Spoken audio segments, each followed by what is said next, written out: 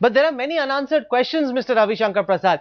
We're seeing Jayanti Natarajan say, Pranab Mukherjee has spoken. Nothing else is required to be said or done about this. But do you believe that the government needs to come out and make a full disclosure? Lay out the facts before the people, that this is what happened. Let them say whether an attempt was made to bug the office or not, because that's something the finance minister hasn't spoken about so far.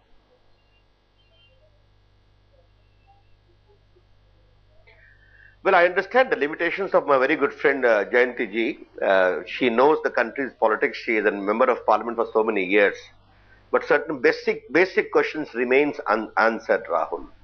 Why did a very senior experienced minister like Pranab Babu, acknowledged number 2, wrote directly to the Prime Minister? Why did he not choose to trust the Home Minister? This is known. It's not denied. Pranab Babu never said I did not write.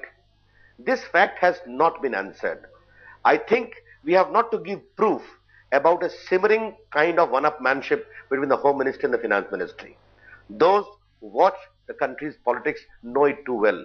But what it indicates in this case, that in such a case of serious breach of attempted security breach, if I can call it, all right, let's not call it Watergate for the sake of argument. Attempted breach of security in the Finance Minister's office, a very serious matter.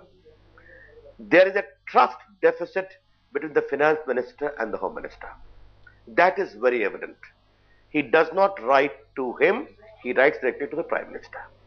This fact has not been disowned by anyone, that he did write to the Prime Minister.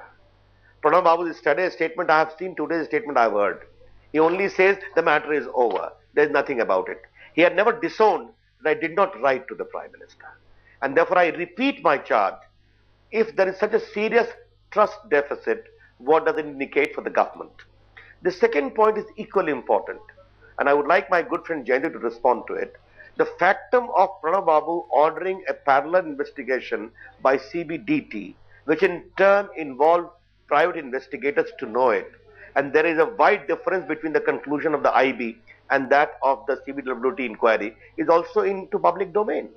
If that is the case, why does not the Prime Minister order investigation? As simple as that. Ms. Natarajan, are you denying the points being raised by Ravi Shankar Prasad? Why was the CBDT called in? Why was the IB not called in?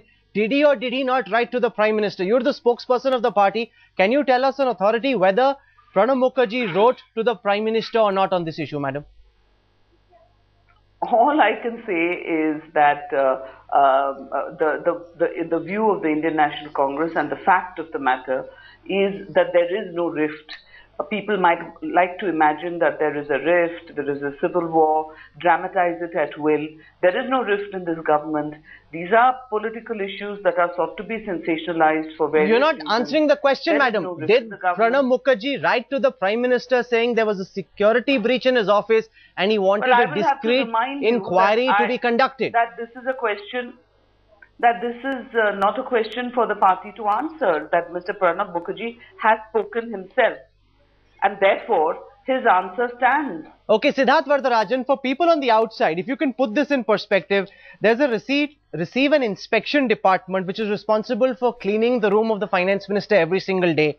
Is it at all possible for an attempt to bug the FM's office to be made without inside help, without somebody in the government trying to do so? Can a private company which wants to keep tabs on what the finance minister is doing, can they at all bug the finance minister's office? You know, my sense is that, I would discount the possibility of a private company having the temerity and the resources to bug not just the finance minister's office. Let's remember that Ms. Amita Paul's office, Mr. Manoj's office, conference room, several locations in the finance ministry were the recipient of this chewing gum and presumably some kind of sophisticated listening device. Now,